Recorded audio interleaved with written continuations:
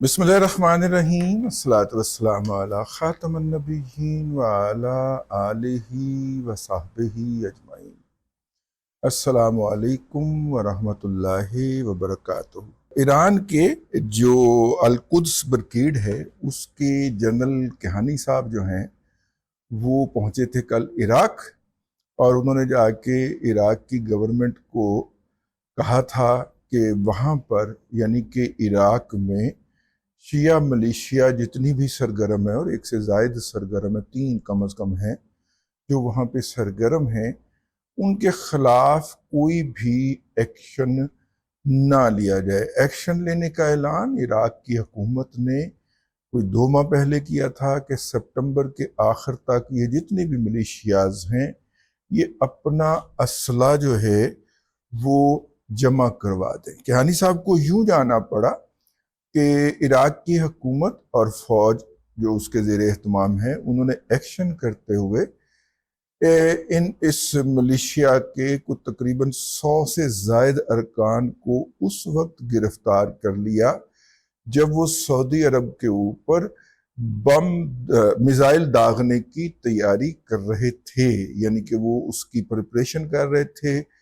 इनको कहीं से जशुशी हो गई और इन्होंने जाके छापा मार के ना सिर्फ के मिसाइल कब्जे में ले लिए बल्कि उनको गिरफ्तार भी कर लिया। इराक के जो नए वजीर आज़म हैं उन्हें अमेरिका की तरफ से और सऊदीया की तरफ से ये असाइनमेंट मिली है, 2 अहकामात मिले हैं।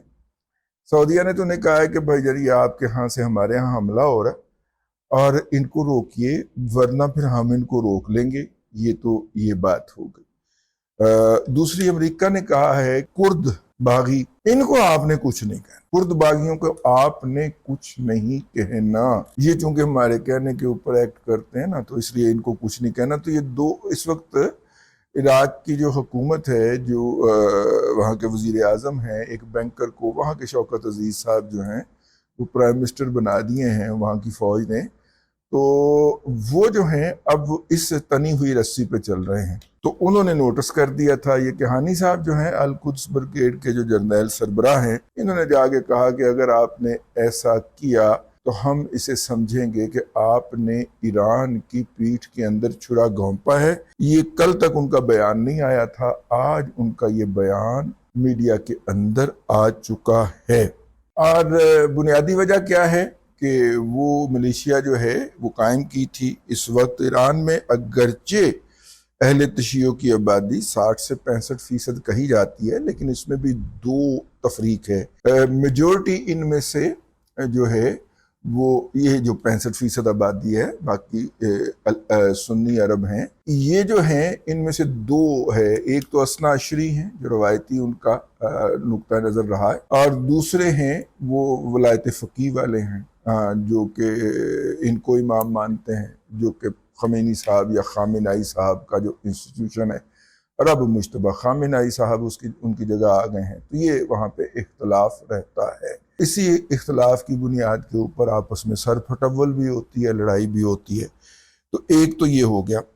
दूसरा ये है कि कल हमने अर्ज किया था, जिसे कहते हैं कि सऊदी अरब की मदद से यमन के अंदर जो लीगल और आइनी हुकूमत जो है, जिसको अक़वाम मुत्तहिदा और दूसरी अक़वाम तस्लीम करती हैं, उस हुकूमत की फ़ौज ने सऊदी अफवाज के साथ मिलके हौसियों पे ज़मीनी यलगार शुरू कर रखी है, और उस यलगार के नतीजे के अंदर उन्होंने पुश्तों के तख्ते लगा दिए। मतलब कि 28 के करीब उन्होंने कमांडर फड़काए हैं।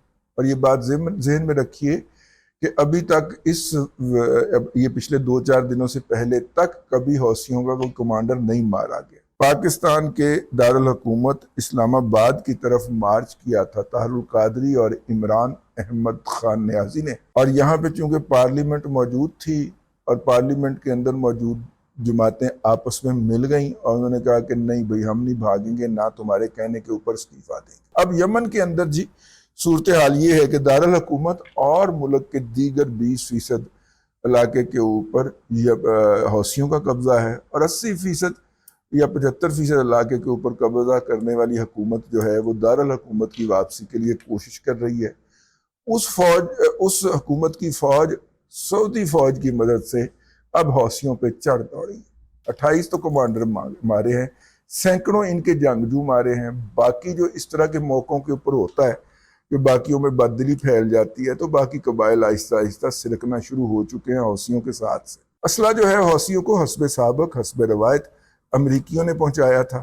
پہلے امریکہ نے اعلان کیا کہ ہم یمن میں جائیں گے ہماری فوج امن کروانے کے لیے، اور کئی سینکڑوں سارٹیز کی انہوں نے، یعنی کہ فلائٹیں آئیں، اور اس کے نتیجے میں وہاں پہ اربوں ڈالر کا اسلحہ پہنچایا گیا۔ جب اسلحہ پہنچ گیا، سٹور ہو گیا، تو پھر کہا گیا نہیں ہم تو نہیں جا رہے۔ وہ اسلحہ حوثی استعمال کرتے ہیں اور دنیا بھر کو بلیک میل کرتے ہیں۔ لیکن یہ جو زمینی یلغار ہے، اس کے نتیجے کے اندر ان کی جو بحری یلغار تھی اس کے اندر کافی حد تک کمی آ گئی ہے۔